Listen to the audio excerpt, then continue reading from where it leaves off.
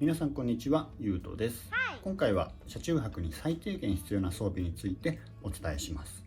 結論を先に言っちゃうと、車中泊に必要なのは寝具、照明、目隠しの3つです。季節は選びますが、最低限これらの道具があれば車中泊は可能です。私が実際に使ったことがあるアイテムも紹介していくので、ぜひ参考にしてみてください。それではやっていきましょう。まずは寝具についてですが、個人的にはアウトドア用の寝袋とマットがおすすめです。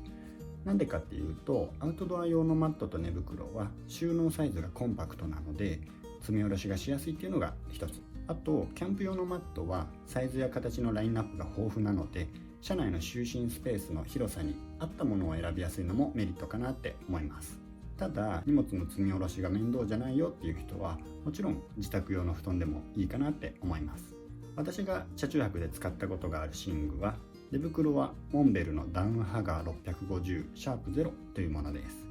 これは快適使用温度がマイナス8度、使用可能温度がマイナス15度と、冬でも使えるモデルです。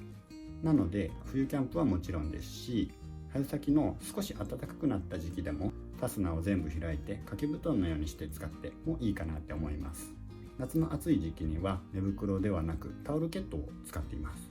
もちろん夏用の寝袋を用意してもいいのですが、タオルケットだったらそんなにかさばらないので、自宅用の車中泊でも使っています。続いてマットですが、今までに車中泊では2種類使いました。1つ目はサーマレストのベースキャンプというものです。厚さが5センチで割と寝心地が良くて、断熱性を表す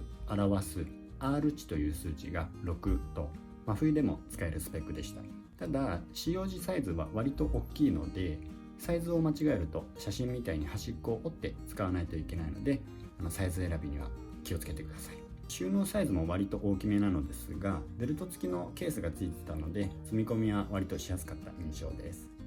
2つ目は C2 サミットのキャンプマット SI というものです。これは今も使ってるやつですね。よりコンパクトな装備で出かけたいなと思ってた時に、先ほど紹介したベースキャンプから買い替えたものです。コンパクトとはいえ R 値は 4.8 で真冬でも十分に使える断熱性です。厚さは 3.8 センチで、ベースキャンプよりかはお尻の骨への圧迫感みたいなのは少しあるんですけれど、寝心地は決して悪くないですね。続いて照明はキャンプ用の LED ランタンがおすすめです。私が使っているのはルーメナー2という LED ランタンです。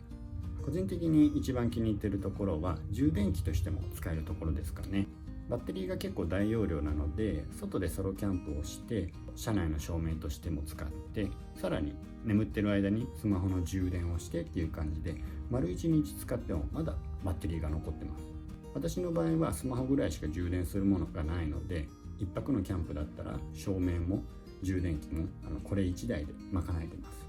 す。少し値段は高いんですが、防水機能とかはかなり優れてますし、お値段の価値は十分にあるかなって思います。ただそんなに予算をかけたくないなっていう人とか、そんなに高機能じゃなくていいやっていう人は、100均の LED ランタンとか USB ライトでも車中泊だけなら十分に過ごせると思うので、そちらも検討してみてください。最後に目隠しですけれど、シェードかカーテンの2択かなって思います。私はどちらも使ったことがあるのですが、まずシェードについて触れていくと、シェードのメリットとしてはつけたり外したりっていうのが簡単であること、あとは純正品や車種専用品であればフィット感がいいっていうことなどがありますかね。反対にシェードのデメリットとしては、外してる時は場所を取るっていうところとか、毎回全ての窓に付け外しをするのは面倒だなっていうところですかね。続いてカーテンですが、メリットはさっと閉めるだけだから簡単っていうことと、車内のインテリアとしても楽しめるっていうところ、この2つかなって思います。デメリットは最初に取り付ける時には若干面倒っていうことですかね。シェードとカーテンをどちらを選ぶかっていうのはもうこれは好みかなって思ってます。ただ個人的には DIY が苦手な人なんかはサンシェードを買っちゃった方が楽かなって思います。逆に車内のインテリアにこだわりたいよっていう人なんかはカーテンがおすすめかなって感じがしてます。今まで私が使ってたアイテムですが、シェードは趣味職人のプライバシーサンシェードというものです。車種専用に作られていて、かなり多くの車のラインナップがあるので、気になった人はね、ぜひチェックしてみてください。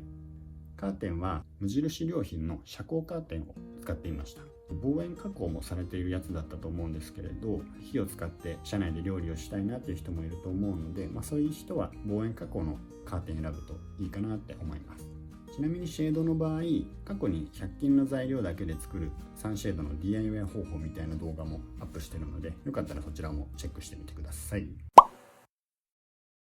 最後に最低限の荷物で車中泊する時の注意点をお伝えしておきたいのですが、夏の暑さと冬の寒さには要注意だということです。少しずつ暖かくなってくる時期、こういった時期にこれから車中泊を始めたいけれど、いきなりたくさんの装備を揃えるのは予算的にちょっときついかもなっていう人は、今日紹介したような装備はおすすめです。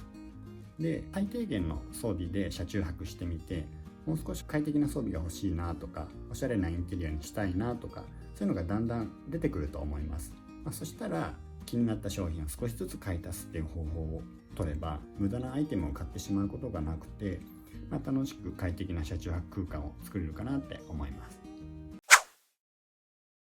というわけで今回は車中泊に最低限必要な装備についてお伝えしました。おさらいですが、車中泊に最低限必要なグッズは寝具、照明、目隠しの3つです。これから車中泊を始める人はぜひ参考にしてみてください。また今回紹介した道具はあくまでも最低限の装備なので、車内で使えるテーブルだったり調理器具だったり、より快適に過ごすための装備はまた別の機会に動画を作りたいなって思っています。それでは今回の動画は以上となります。最後までご視聴いただきありがとうございました。次の動画でお会いしましょう。バイバイ。